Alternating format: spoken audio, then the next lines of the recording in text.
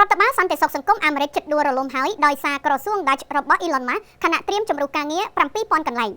នៅពេលថ្មីៗនេះក្រសួងប្រសិទ្ធភាពរដ្ឋាភិបាលដែលហៅកាត់ថា Dutch ដែលស្ថិតនៅក្រោមការគ្រប់គ្រងរបស់លោក Elon Musk កំពុងតែធ្វើឲ្យរដ្ឋបាលសន្តិសុខសង្គមអាមេរិកជិតដួលរលំហើយបច្ចុប្បន្ននេះក្រសួង Dutch បាននឹងកំពុងកាត់បន្ថយការងារថវិកានិងកិច្ចសន្យាការងារផ្សេងៗដើម្បីសន្សំប្រាក់ហើយបានអះអាងទៀតថាក្រសួងនេះបានជួយសន្សំសំចៃប្រាក់ជូនរដ្ឋាភិបាលបានជាង$140,000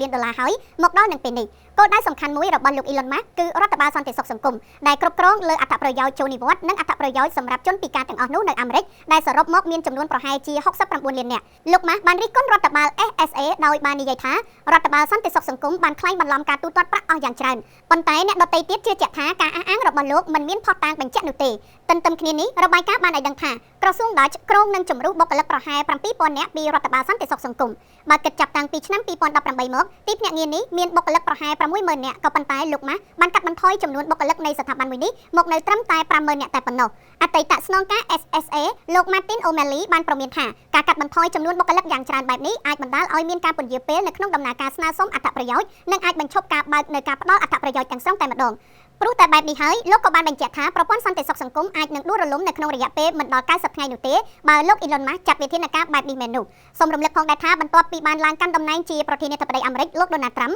បានបង្កើតក្រសួងប្រសិទ្ធភាពរដ្ឋបាលដែលបានចាត់ឲ្យលោក Musk ជាប្រធានហើយក្រសួងនេះមានគោលដៅកាត់ចំណាយរបស់រដ្ឋាភិបាលសហព័ន្ធឲ្យបានយ៉ាងតិច$1 ទ្រីលានសហរដ្ឋអាមេរិក